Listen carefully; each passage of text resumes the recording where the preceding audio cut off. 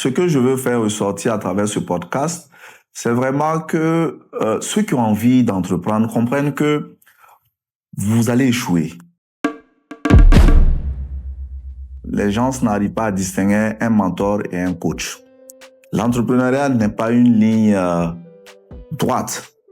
Nous voudrons que des jeunes sachent qu'il y a des gens aussi qui ont essayé, qui sont tombés, qui ont échoué, mais qui ont réessayé et ça a marché.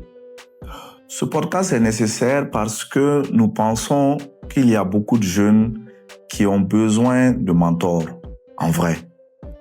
On veut que des entrepreneurs aguerris viennent partager leurs expériences. Ça pourrait inspirer ces jeunes, ces nombreux jeunes-là, pour pouvoir comprendre les contours de l'entrepreneuriat. C'est ce qui me pousse à les inviter, à les écouter, à ce qu'ils partagent leur vécu, leurs expériences, leurs échecs et leurs réussites. Ça pourrait aider certains jeunes aussi à pouvoir créer de la richesse et de l'emploi. Si vous avez la foi, peu importe les obstacles, peu importe les épreuves, vous n'abandonnez pas.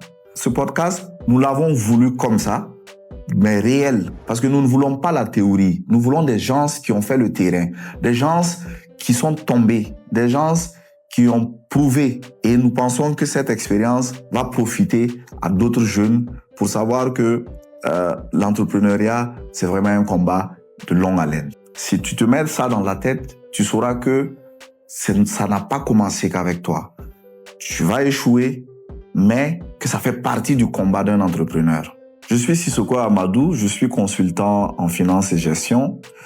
J'ai décidé d'accompagner les jeunes ou des entrepreneurs déjà aguerris dans le domaine de la gestion et de la finance. Aujourd'hui, tout ne s'apprend pas forcément à l'école. Les entrepreneurs alphabétisés ou instruits ou non instruits, si vous voulez, on n'a pas besoin forcément aussi d'apprendre tous les rudiments de la gestion à l'école. Il y a des expériences que des gens qui ont vécu.